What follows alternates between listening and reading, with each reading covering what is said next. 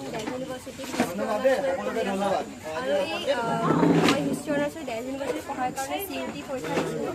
বৰ্তমান CUT এটা সৰ্বভাৰতীয় পৰীক্ষা, যিকোনো কলেজত এডমিশ্যন ল'বলৈ CUT দিব লাগিব আৰু মই CUT সৰ্বভাৰতীয় পৰ্যায়ত ৰেংক পাই পেলাই দিল্লী ইউনিভাৰ্চিটিত এডমিশ্যন লৈছোঁ। নমস্কাৰ জনাইছোঁ সকলোকে মোৰ চেনেলৰ অন্য এটি ভিডিঅ'লৈকে আপোনালোক সকলোকে পুনৰবাৰ স্বাগতম জনাইছোঁ। আজিৰ এই ভিডিঅ'টো কোনো ধৰণৰ ঘূৰা ফুৰা বা তেনেধৰণৰ ভিডিঅ' নহয়। আজি আপোনালোকৰ মাজলৈ এটি শিক্ষামূলক ভিডিঅ' আগবঢ়াই আনিছোঁ। এই ভিডিঅ'টো আপোনালোকৰ মাজলৈ আগবঢ়াই আনিবলৈ মোক সহায় কৰা একমাত্ৰ ব্যক্তিজনে হৈছে এই যে কথা কৈ থকা ব্যক্তিজন দেখিছে, তেখেতেই হৈছে আমাৰ গাঁৱৰ শ্ৰদ্ধাৰ সকলোৰে সন্মানীয় ডক্টৰ টংকেশ্বৰ বৰুৱা খুৰা।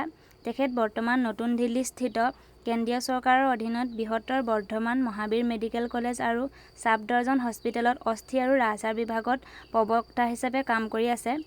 ঘৰলৈ আহিলে তেখেতে গাঁৱৰ সকলো ল'ৰা ছোৱালী লগতে গাঁৱৰ বয়োজ্যেষ্ঠসকলক আমন্ত্ৰণ কৰি এখন সভা অনুষ্ঠিত কৰে।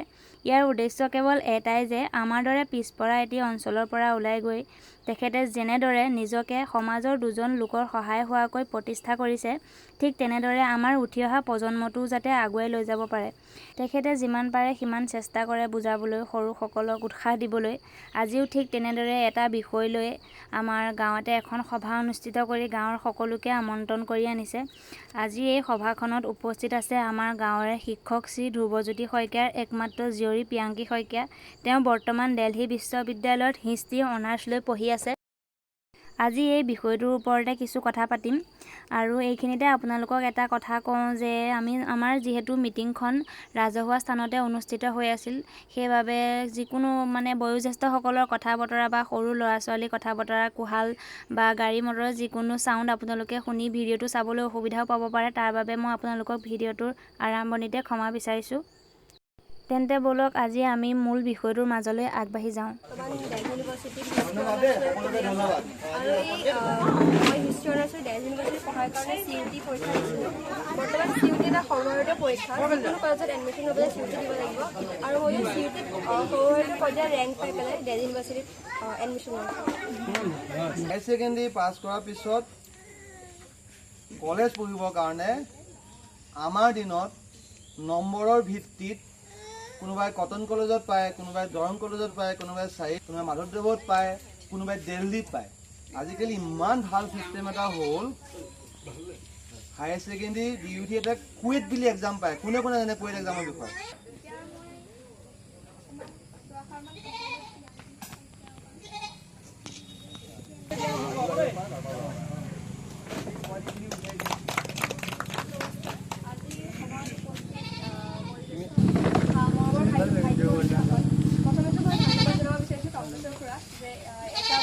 ভাল সুবিধা দিয়াৰ কাৰণে, কাৰণ মই ইয়াৰ পৰা গৈছোঁ আৰু ময়ো বিচাৰোঁ যে মোৰ পিছত যিসকল আহি আছে তোমালোকেও ভাল কিবা এটা কৰা, নিজৰ জীৱনত প্ৰতিষ্ঠা লাভ কৰা। আৰু তাৰো ভাল লাগিছে দেখি যে ইমান সৰুৰ পৰা ইমান সৰু ল'ৰা ছোৱালীৰ পৰা ইমান ডাঙৰ ল'ৰা ছোৱালীলৈকে সকলো আহিছে। তোমালোকৰ সকলোৰে নিজৰ সময়বিলাক নিজৰ কাৰণে মূল্যৱান হয় আৰু তোমালোকৰ সেই মূল্যৱান সময়খন আমাক দিয়াৰ কাৰণে ধন্যবাদ জনাইছোঁ সকলোকে।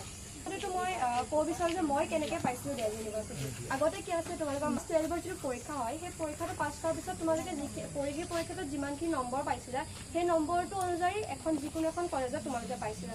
কিন্তু আজিকালি এই গোটেই চিষ্টেমটো চেঞ্জ হৈ গৈছে। এতিয়া তোমালোকৰ যিখিনি ক্লাছ 9 বা 9ৰ পৰা যিখিনি ষ্টুডেণ্ট পঢ়ি আছে ইয়াত, 9, 10, 11, 12, তেওঁলোকে প্ৰথমতে চাব লাগিব যে তেওঁলোকে 11, 12ত কি পঢ়িব, ছায়েন্স পঢ়িব নে আৰ্টছ পঢ়িব। আৰু যদি তেওঁলোকে এটা লাইনত মই নাৰ্ছ পঢ়িম বা কিবা পঢ়িম, তেতিয়া সেইটো কথা সেই কলেজখন চিট পাবলৈ তেওঁলোকে এটা এক্সাম দিব লাগে। তেনেকৈ মই যেনেকৈ এতিয়া হিষ্ট্ৰী পঢ়ি আছোঁ, তেনেকৈ ময়ো সেই কলেজখনত চিট পাবলৈ এটা এক্সাম দিব লগা হৈছে আৰু সেই এক্সামটো হৈছে কিতাপ পঢ়া অভ্যাসটো বহুত ভাল অভ্যাস। এতিয়া তোমালোকে ফোন চলাই আমাৰ সকলোৰে মনত এটা ক্ৰিয়েটিভিটি আছে, আমি কিবা এটা কৰাৰ, কিবা এটা বনাব পৰাৰ, আমাৰ সকলো চব ল'ৰা ছোৱালীৰ মনতে সেইটো দিছে। কিন্তু কি হয়, আজিকালি আমাৰ ফোনৰ ইমানেই বেছি, আজিকালি ল'ৰা ছোৱালী ইমানেই ফোন দিছে ন, তো সেইকাৰণে আমাৰ সেই ক্ৰিয়েটিভিটিটো হেৰাই গৈছে। তো তোমালোকে সেই কিতাপ পঢ়া অভ্যাসটো সৰু আছিলে আৰু গৰম বন্ধত মই কি কৰোঁ, মই প্ৰতি গৰম বন্ধতে মই সেই প্ৰাথমিক বিদ্যালয় স্কুলৰ পুথিভঁৰালটো গৈছিলোঁ আৰু তাত প্ৰতি বছৰে নতুন নতুন কিতাপ আহে আৰু সেই গোটেই কিতাপখিনি পঢ়ি মই খতম কৰিছোঁ। একদম পুৰা পঢ়িলোঁ, আজি ৰিজাল্ট পাই গ'ল। গম পালা নাই কথাটো?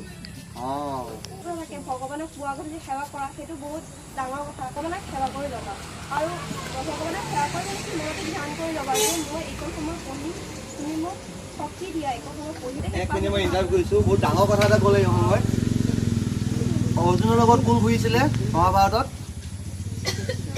কোন আছিলে কোনে ক'ব ডাঙৰ হা শ্ৰীকৃষ্ণ তাৰমানে এইটোৱে কি বুজায় যে তেওঁৰ লগত সদায়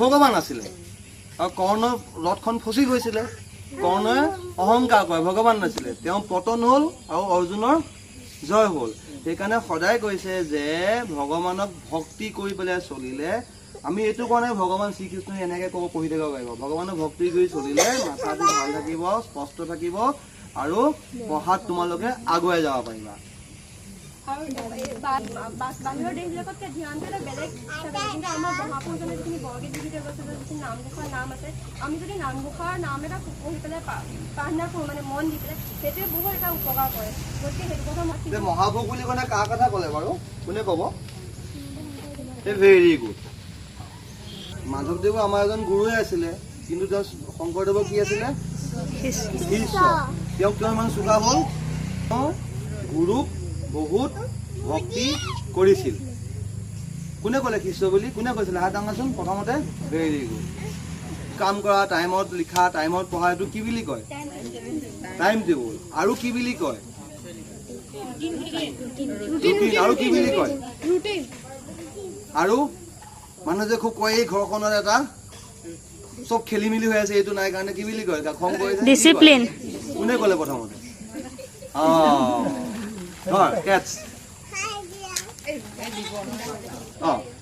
ইংলিছটো ইংৰাজী ভাষা জনাটো বহুতেই ইম্পৰ্টেণ্ট তোমালোকৰ মাজত কিমান চোকা মানুহ আছে অথবা ইংলিছো নজনাৰ কাৰণে কিমানে চাকৰি এৰি দিয়ে মানে বুজি নাপায় ফৰ্মসমূহবিলাক ক'ব নোৱাৰে চ' ইংৰাজীত এনেকুৱা দৰকাৰ নাই স্কুলৰ মাষ্টৰে শিকালে শিক্ষকে শিকালে আমি শিকিম বুলি যদি চাই ইংলিছৰ নিউজ শুনিবা পেপাৰখন জবৰদস্তি আমি ইংলিছখনেই পঢ়িম এখন ইংলিছ পেপাৰ ল'ব লাগে আজি 2টা ৱৰ্ড পঢ়িবা কিন্তু এমাহৰ পিছত টেষ্টটো পঢ়িব পাৰিবা মানে বহুতৰ মনত ভাৱ থাকে দিল্লীলৈ গ'লে ছোৱালী বা ল'ৰা বেয়া হ'ব বা আমাক অত্যাচাৰ কৰিব বুলি বহুত ভাল কুৱেশ্যন এটা সুধিছে তেওঁলোকৰ সাহটো বনাবৰ কাৰণে আমি বাবুকাইৰ কাৰণে এটা হাত তালি আৰু ইমান দিন কিমান ৰিলিজ হৈ গ'ল 1 বছৰ হৈ গ'ল তুমি কিবা অসুবিধা পাইছা নেকি উত্তৰ পূৰ্বাঞ্চলৰ ছোৱালী হিচাপে বা গাঁৱৰ পৰা ওলাই যোৱা ছোৱালী হিচাপে মোৰ অসমীয়া চিনাকি আছে একদম মানে সঁচা কথা কৈছোঁ অসমীয়া চিনাকি আছে কিন্তু অসমীয়া মোৰ কোনো বান্ধৱী বা বন্ধু নাই মোৰ অকলো মানে যিমানখিনি বান্ধৱী মোৰ ৰুমমেট মানে মোৰ লগত যোন থাকে তেওঁ এজনী বিহাৰৰ এজনী হাৰিয়ানা এজনী ঝাৰখণ্ডৰ আৰু তেওঁলোকে বহুত ছাপৰ্ট আমাৰ এতিয়া বন্ধু বান্ধৱীকো অকণমান ভালটো চিন্তা নকৰে মানে কিছুমান মানুহে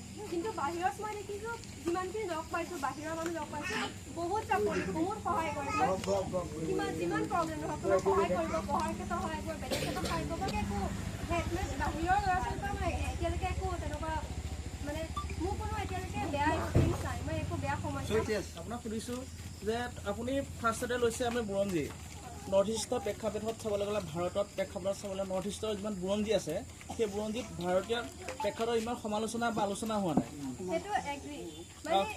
শুনি যাওক আপোনাৰ কৰণীয় কাম কি বুলি ভাবে আৰু আপুনি কৰিব বিচাৰে নেকি ফুলমূলকে তুমি অকণমান হৈ দিয়া হাত তালি তেওঁ কুৱেশ্যনটো ভাল কুৱেশ্যন সুধিছে আৰু কুৱেশ্যনটো এনচাৰ দিয়া মানে বহুত কৰা নাই কৰিছোঁ আমাৰ যিখিনি অসমীয়া ষ্টুডেণ্ট আছে এইবাৰ মোৰ লগৰ যিখিনি গৈছিলে তেওঁলোকে আমি এটা অসমীয়া এনে নৰ্থ ইষ্ট ছ'চাইটি বুলি দিল্লী ইউনিভাৰ্চিটি আছে ছ'চাইটি এটা তেওঁলোকে মেইনলি মানে কালচাৰৰ ওপৰত কাম কৰে অসম পুৰা নৰ্থ ইষ্টৰ আৰু আমি এতিয়া নতুনকৈ বনাইছোঁ অসমৰ কাৰণে নাজানো কিমান সফল হয় আৰু ছেকেণ্ড কথা যিটো আপুনি কৈছে ন যেতিয়া মোৰ হিষ্ট্ৰী ক্লাছ কৰি থাকে প্ৰফেচাৰবিলাকে চব গোটেই নৰ্থ ইণ্ডিয়াৰ কথা কয় চাউথ ইণ্ডিয়াৰ কথা কয় কিন্তু আমাৰ নৰ্থ ইষ্টখন বাদ হৈ যায় আৰু এইটো ময়ো ফিল কৰোঁ আৰু সেইকাৰণে মই কুৱেশ্যন কৰিব ট্ৰাই কৰোঁ তেওঁলোকক যে মই ক'ব ট্ৰাই কৰোঁ যে অসমতো যেতিয়া আপোনালোকে জানে ন ডাঙৰবিলাকে যে ধৰ্ম হেৰিয়ৰ কাৰণে যেনেকৈ আমাৰ শংকৰদেৱে প্ৰৱৰ্তন কৰিছে তেওঁলোকে শংকৰদেৱৰ নাম শুনাই নাই কিন্তু কবিৰৰ নাম জানে গতিকে তেতিয়া যেতিয়া আমাৰ প্ৰফেচাৰে কবিৰৰ কথা কৈছে ময়ো উঠি পেলাই কৈছে আমাৰ তাতো শংকৰদেৱ মাধৱদেৱ বুলি কয় দুজন মহাপুৰুষ আছে বহুত ভাল কথা কৈছে অকল আপুনিলে নহয় কিন্তু আমি গোটেই অসমীয়া সমাজ জাতি বা নৰ্থ ইষ্টক আমি ৰিপ্ৰেজেণ্ট কৰিছোঁ আৰু তাৰ পৰা পাবলগীয়া আমি বহুত আছে বহুত আশা কৰোঁ ধুনীয়া কথা ক'লে আমি সকলোৱে শুনি ভাল পালোঁ তেওঁ আমাৰ সকলোৰে ফালৰ পৰা ধন্যবাদ জ্ঞাপন কৰিছোঁ আৰু প্ৰিয়াংকী বাই কি কথা ক'লে চবকে ইম্পৰ্টেণ্ট কথা দুটামান যি এটা শব্দ মনত আছে কি ক'লে ৱাহ কৰিবা নপঢ়া আৰু জোৰকে পঢ়িবা নপঢ়া? চবে পঢ়িবনে? কিতাপ পঢ়িবনে? পাক্কা? আমাৰ মাজৰে দেই, তেওঁ বহুত ভাল শিক্ষক হয়, ভাল কেন্দ্ৰীয় স্কুলৰ শিক্ষক হয় ন? মানে হেৰি এতিয়া মই নৱৰে হেৰি কৰিলোঁ আৰু অতি মৰমৰ কণ মইনামণিসকল, মই এইটো বহুত ভাল পাইছোঁ, যিটো মই ভাষাৰে বুজাব নোৱাৰোঁ। ৰাতিপুৱাৰ পৰা মই বিৰাট উৎকণ্ঠাত আছিলোঁ। বস্তুটো গোটেইটো অৰ্গেনাইজ কৰিছে আমাৰ শ্ৰদ্ধাৰ সৰ্বসদাই কৰিছে আৰু চুনচুনি আহি মই মৰমতে চুনচুনি বুলি মাতোঁ, প্ৰিয়াংকী, আৰু তেওঁক মই নতুনকৈ লগ পাইছোঁ। মই এই কথাটো ইমানেই ভাল পাইছোঁ, যিটো এৱাৰনেছ মানে যে আমাৰ ল'ৰা ছোৱালীয়ে পঢ়িব লাগে। মোৰ কেতিয়াবা গাঁৱত চিঞৰি চিঞৰি ক'বলৈ মন যায়, আমাৰ ল'ৰা ছোৱালীয়ে পঢ়িব লাগে, পঢ়িলে সকলোখিনিয়ে হ'ব। চুনচুনিয়ে সেইটো কথা কৈছে, প্ৰিয়াংকী পঢ়িব লাগে, পঢ়িলে সকলো হ'বই। আমাৰ গাঁৱৰ চবতকৈ এটা ভাল কথা, আমাৰ নদীদাৰ ল'ৰাটো SSC পৰীক্ষা দিবৰ কাৰণে তাক মই এনকাৰেজ কৰিছিলোঁ। SSC পৰীক্ষা দিবৰ কাৰণে তাক মই এনকাৰেজ কৰিছিলোঁ আৰু তাক মই এখন GK কাৰণে তাক মই হেৰি কৰিছিলোঁ, সহায় কৰিছিলোঁ যে বাবু তই যদি এখন পঢ় আৰু এইখিনি বস্তু যদি তই চাওঁ, তেতিয়াহ'লে তই এক্সামটো পাছ কৰিবি, সি পাছত চাকৰি পালে। তালি হাত তালি। এই যে কথা কৈ থকা ব্যক্তিজন দেখিছিল, তেখেতো হৈছে আমাৰ গাঁৱৰে এজন শিক্ষক শ্ৰদ্ধাৰ ৰেৱ শইকীয়া দাদা। এওঁলোক সকলোৱে আমাৰ সদায় উঠি অহা প্ৰজন্মটোক সদায় নতুন এটা শিক্ষা, নতুন জ্ঞান, কিছুমান নজনা কথা শিকাবলৈ চেষ্টা কৰি থাকে। আৰু এই ভিডিঅ'টোৰ জৰিয়তে আমাৰ সকলোৰে শ্ৰদ্ধাৰ সন্মানীয় ডক্টৰ টংকেশ্বৰ বৰুৱা খুৰাক মোৰ ফালৰ পৰা ধন্যবাদ জ্ঞাপন কৰিছোঁ। আপুনি নিজৰ ইমান কৰ্মব্যস্ততাৰ মাজতো যে গাঁওখনৰ উঠি অহা প্ৰজন্মটোৰ উন্নতিৰ কথা চিন্তা কৰি এনেদৰে সময় দি দুটা নজনা কথা শিকাইছে। আপুনি সদায় ভালে থাকক, কুশলে থাকক, এইখিনি আৰু আপোনাক বহুত বহুত ধন্যবাদ জ্ঞাপন কৰিছোঁ।